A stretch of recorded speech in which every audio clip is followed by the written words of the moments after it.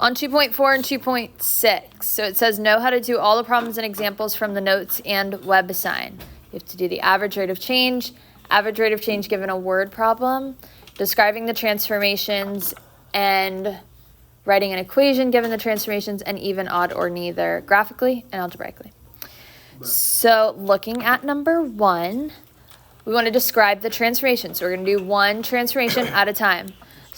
When we multiply by a negative on the outside, what does that do to our graph? Awesome, a reflection on the x-axis.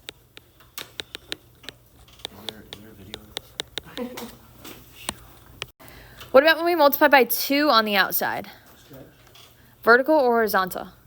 Vertical. Outside is vertical, so vertical stretch because it's greater than 1. What about when we add on the inside? Left 8. And then when we subtract on the outside, down 6. Perfect. So these are just memorization. What about the third power? Does that have any effect on it? No, that just tells us the shape of our graph. That is not a transformation. So if it's like in parentheses squared, if it was under a square root, that's just the shape of it. It's not a transformation. Let's do number 2. So what happens when we multiply by 2/3 on the outside? Vertical shrink. Shrink or compression, whatever you want to call it, they mean the same thing. What about when we multiply by a negative on the inside? Awesome, reflection on the y-axis.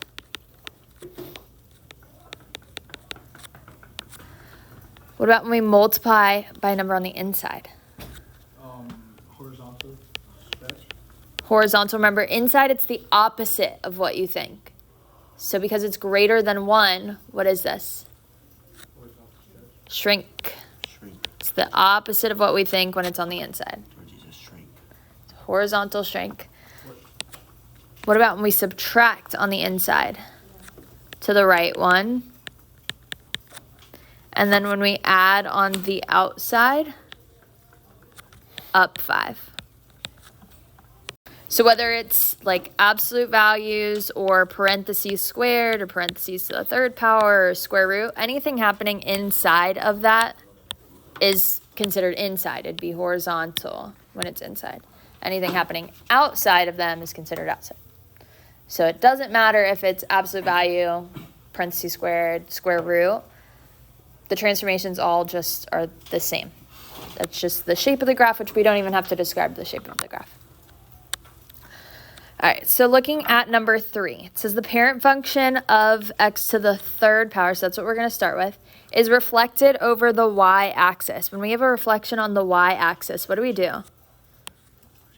Negative inside. Multiply by a negative on the inside. So I'm just going to put a negative inside the parentheses there. I'm not actually going to put it all together yet, but I'm going to keep that negative there because I got to keep in mind that we need to multiply by a negative on the inside. When it is a vertical compression by a factor of 1/7. Vertical compression. Vertical's outside. What do we multiply by? 1/7 on the outside. How you say your cook last period? You're like a mastermind. So remember, vertical is outside. Shifted to the left 3 units. Inside or outside? So I'm going to draw parentheses and just say +3 inside. And then 4 units down. -4 inside or outside? Outside. So outside -4. Let's put this all together. So we're starting with x to the third power. So I'm going to put parentheses to the third power. Inside, we are going to multiply x by a negative and add 3. So negative x plus 3. Perfect.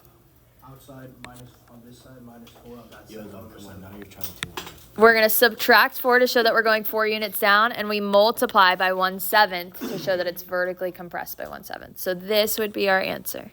Do you have to put f of x? You can. Yeah, I'm gonna call you today, so you can.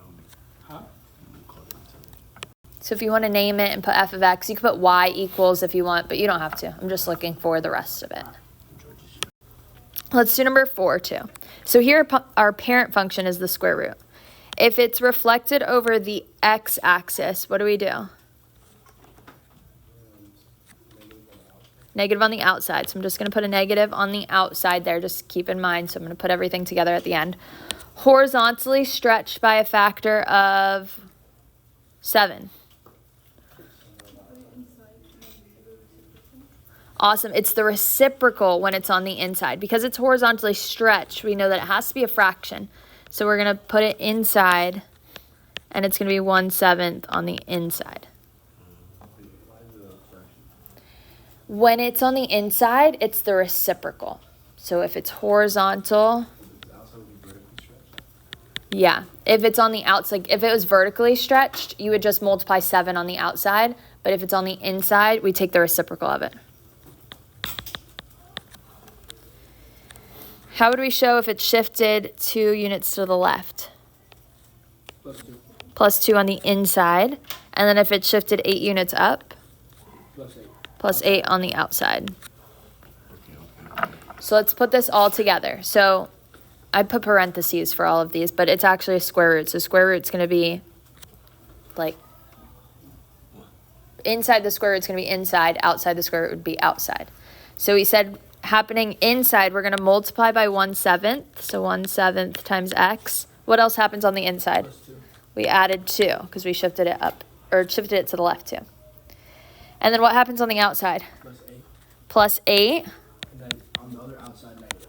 And we multiply by a negative. So if you multiply, put it on the left. If you're adding, you can just put it on the right. Put that in parentheses. You don't need to because the square root is pretty much acting as parentheses. If you put parentheses here, it wouldn't be wrong. Or if you put parentheses in here, it wouldn't be wrong. But the square root is acting as the parentheses, so you don't need them. Okay. Do we have to put f of x? You don't have to put f of x, but if you want to put f of x, you can. This would be perfectly fine as your answer. Just like that. You can name it as f of x, or you put y equals, or this one says g of x, you can put g of x, whatever you want to do. But I'm looking for the rest of it. All right, for number 5, we want to find the average rate of change. So our average rate of change is the slope formula. We have y2 minus y1 over x2 minus x1. So it gives us our x1 and our x2. Yeah, x1 and x2. These are the x values that it gives us. We need to find the y1 and the y2. How can I find the y values? Plug it in. So we're going to start by plugging in our x1 to find our y1. So I'm going to plug in -2. So we have 2 times -2 squared minus 3 over 4 times -2. -2 squared would be what? 4 times 2 would be 8. And then here when we multiply, put -2 over 1 and just multiply straight across. So this would be positive 6 over 4. And how can I simplify 6 over 4? I can divide out the 2, so it'd be 3 over 2. Yeah. What do we need when we're adding with fractions?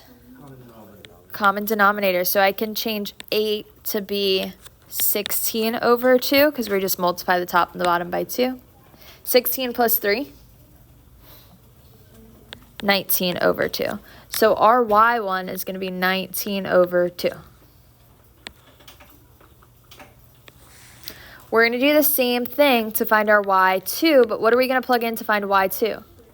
3. So we're going to plug in 3 now. So we have 2 times 3 squared minus 3 over 4 times 3.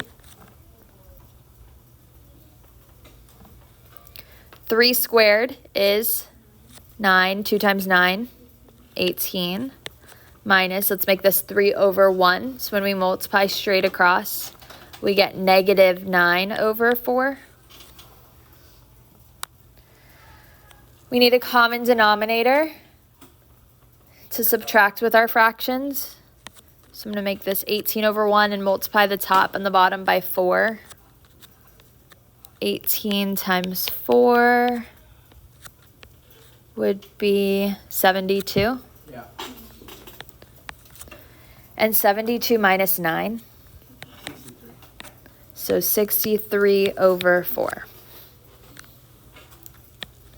All right, so now that we found our y1 and our y2, we're going to plug it into the slope formula. So 63 over 4 minus 19 over 2 over x2 minus x1, which is 3, minus negative 2. So up top, how would we subtract with fractions? What do we need? Common denominator. So I'm going to multiply the top and the bottom here by 2. 19 times 2 is 38 over 4. What's 63 minus 38?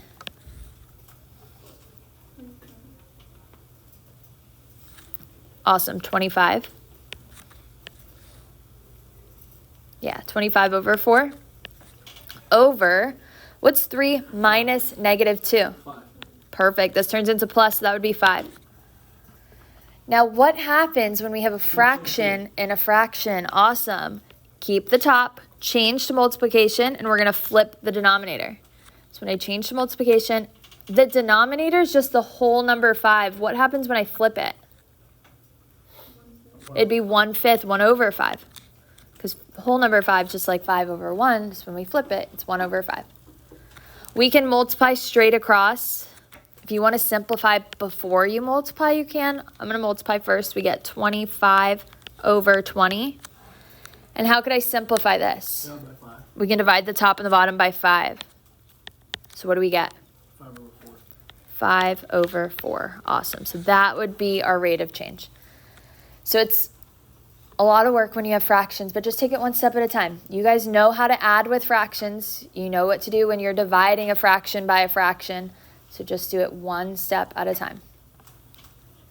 I'm going to skip number 6. It's the same thing. You're doing your slope formula again. 6 doesn't have fractions, so it should be a little bit easier for you guys. Let's go to the next page. You still have to find your y1 and your y2. So call this x1 and x2. And then just plug it in. So you're going to plug in negative 3 into the equation. That gives you your y1. Plug in 4 into the equation. That'll give you your y2. Then plug it into the slope formula. So same steps. When you plug it in, these go first. So like y2 and x2 go first. So these two go first. It just has to be consistent. So either if they both go first or they both go second, you just have to be consistent with it. So let's work 6 out. We want to find our y1 and our y2. How would we find y1? We're going to plug in negative 3. We want to plug in our x1. So we have negative 3 plus 1 to the third power minus 5. Follow your order of operations. Do the parentheses first. What's negative 3 plus 1? Negative 2 to the third power. What's negative 2 to the third power? Negative 8. And then we have a negative on the outside, so it's going to make it positive 8. So when you're working this out, make sure you follow your order of operations. You have to do the exponent first. You cannot combine the two negatives together because it might change your answer. Do the exponent first. So we end up with positive 8 minus 5, which would be what? 3. What do we do to find y2? Plug in 4. So we have negative 4 plus 1 to the third power minus 5. 4 plus 1 is 5. What is 5 to the third power? 125. Awesome. 125. But if you're not sure, write it out. Do 5 times 5 would be 25. And then 25 times another 5 would be 125. So we get negative 125 minus 5. What's negative 125 minus 5? Negative 130. How would we find our rate of change? Y2 minus Y1. Y2 minus Y1. Perfect. So negative 130 minus 3. Y2 minus Y1 over X2 would be 4 minus negative 3. So up top, we get negative 133. And then on the bottom, 7. 7. Can we simplify here? Not really. Nope, doesn't simplify. So this would be our rate of change. No calculator. Now, one other thing that's going to be on the quiz, but it's not on the review. It does simplify because we can divide 133. I was thinking that it was 53. But 133 by 7. 7 goes into 13 how many times? One time. With how many left over? 6 left over. How many times does 7 go into 63? 9. So this would be negative 19. So it does simplify. So always simplify it if you can.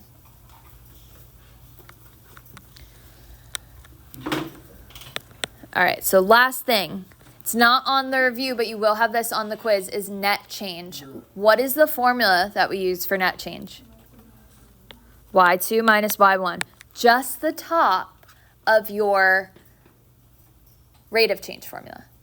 So for number 6, if it asks for the net change, what would our net change be here?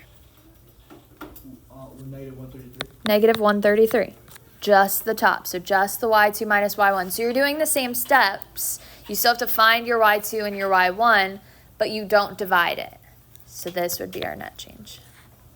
All right, for number 7, we're going to determine if it's even, odd, or neither. So if two things are odd, yeah. If two things are odd, remember we're going to plug in a number and its opposite. If we get opposite answers, then it would be odd. If we get the same answer, then it would be even. If we get totally different answers, then it would be neither. So we're going to plug in a number and its opposite. So opposite just meaning that the sign changed. What did we say is a good number to always plug in? 2. 2 and negative 2. So let's plug in 2 first. 2 to the third power minus 2 times 2 squared. 2 to the third power is what? 8. 8. 2 squared is? What's 2 squared? 4 times 2? Negative 8. So 8 minus 8 is? 0. So we get 0 when we plug in 2. Let's do the same thing, but what are we going to plug in next? Negative 2. So negative 2 to the third power minus 2 times negative 2 squared. What's negative 2 to the third power? Negative 8. Negative 8, perfect. What's negative 2 squared? 4. And then times negative 2? Negative 8. Negative 8 minus 8? Negative 8. Yeah. Negative Negative 16. 16. So neither. Neither, awesome. We get totally different answers, so it'd be neither. So looking at number 8. So same thing here. What's a good number to plug in? 2. 2 and Negative 2. negative 2. Let's plug in 2 first. So we have negative 3 plus 2 times 2 to the 4th power. So negative 3 plus, what's 2 to the 4th power? And 16 times 2. 32. Negative 3 plus 32. 29. All right, let's do the same thing with negative 2. So negative 3 plus 2 times negative 2 to the 4th power. What's negative 2 to the 4th power? 16. Guys, remember, when you have exponents like this, you can write it out if you can't do it in your head. Negative 2 times negative 2 times negative 2 times negative 2. It might be easier to write it out so you are certain with the sign of it. Negative 2 times negative 2 would be positive 4. Negative 2 times negative 2 is positive 4. And 4 times 4 would be 16. What's 16 times 2? 32. So we have negative 3 plus 32, 29. which would be 29. So we get 29 for both of our answers. They would be even. You will have 2 word problems on the quiz, so let's practice some of these. So for number 9, it says, a climber is on a hike. After 2 hours, he is at an altitude of 400 feet. After 6 hours, he's at an altitude of 700 feet. What is the average rate of change? So the time is going to be your x. So 2 is x1. When he was at 2 hours, he was at 400 feet. So that's going to be our y1. 6 hours is going to be our x2. He was at 700 feet, so that's our y2. So time is always your x.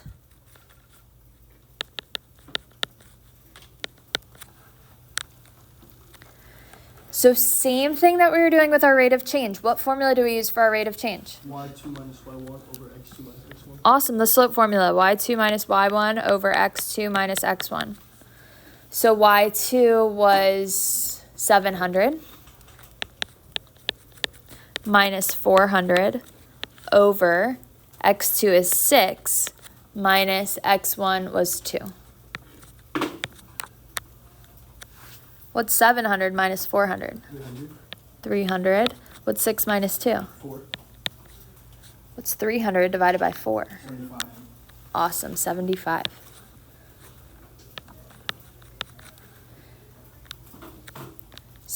Let's write the units here. 75 what? What was 300? Well, we had 700 and 400. What unit was that in? Feet. And then we had 6 and 2. What unit was that? 75 feet per hour. Hours. So it'd be 75 feet per hour. So that would be our answer.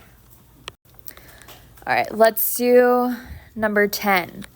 A scuba diver is 300 feet below the surface of the water 10 seconds after he entered the water, and 100 feet below the surface 40 seconds. What is the scuba diver's rate of change? So he was 300 feet below the surface after 10 seconds. So what would be 30? He's 30 feet below. What would 30 be? My y1.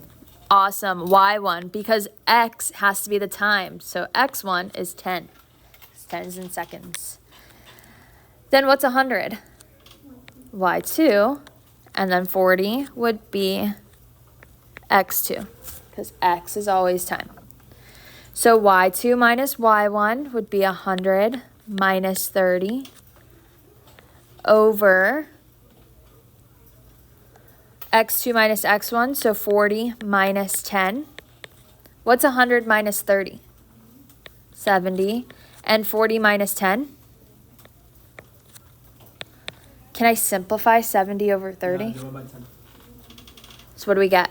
7 over 3. 7 over 3 what? Feet per second. Perfect. Here, y is talking about feet, and the x is talking about seconds. So this would be 7 over 3 feet per second.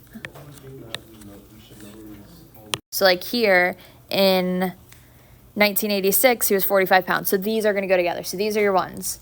And then these go together, so these are your twos. So the year is x. So then for 11, the year we said is x. This is going to be our x1 and y1. And then 2007 is going to be our x2. And 190 is going to be our y2. So time is always your x.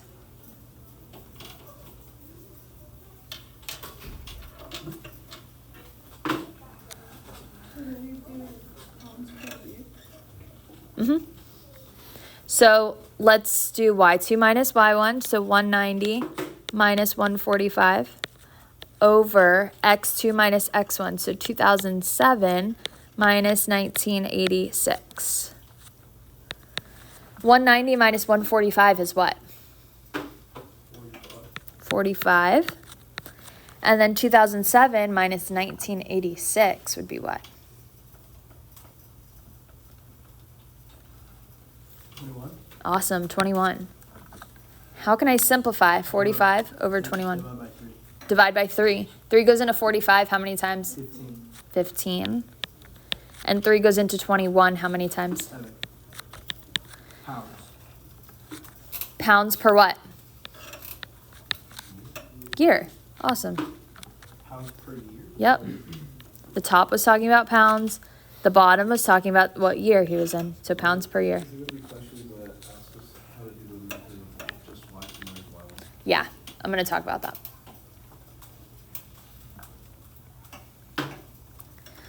Number 12 is a little bit different. You won't have one like this where it has 3 things that it gives you.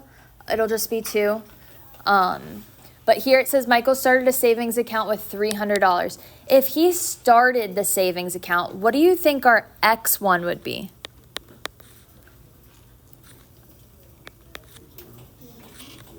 0. He started it, so X1 would be 0.